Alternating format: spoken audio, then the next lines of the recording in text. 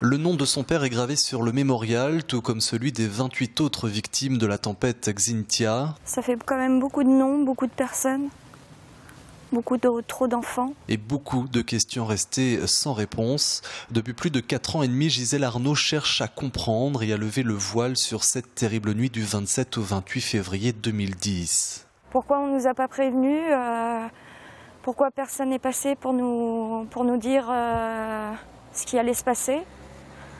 Ou au moins qu'on aille se mettre à l'abri. Des questions qui seront au cœur du procès et dont les réponses pourront aider les sinistrés à se reconstruire. 4 ans et demi après le drame, la nature a repris ses droits dans la cuvette mortifère, là où résidait notamment le père de Gisèle Arnaud. Mais les familles des victimes, quant à elles, tentent toujours de vivre avec. Ce jour-là, cette nuit, ce dimanche, c'est gravé dans ma mémoire. Ça, c'est gravé dans ma mémoire et c'est quelque chose que j'oublierai pas. La maison vidée et tout ce qu'on a acheté.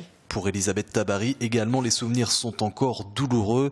Au-delà de sa maison, c'est son mari et son petit-fils de 2 ans que Xynthia lui a enlevé, ainsi qu'une partie de sa vie. Ça fait partie, je dis toujours, de ma vie antérieure. Je ne suis plus la même, hein, c'est clair. Je me suis réveillée à l'hôpital. Et je ne me reconnais pas, je ne suis plus Elisabeth d'avant, donc voilà. Il y a des pans de ma vie antérieure, comme je dis toujours, que j'ai oubliés et qui me reviennent tout d'un coup. Oh, j'ai dit oui, on a fait ça avec mon mari il y a tant d'années. Vous voyez, j'avais oublié.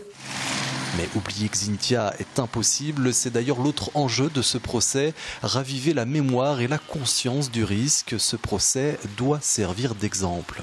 La notion de danger, elle existe partout et que quelque part, ça puisse éviter que ça puisse se reproduire. Si ça peut servir, si ça peut faire avancer les choses, tant mieux.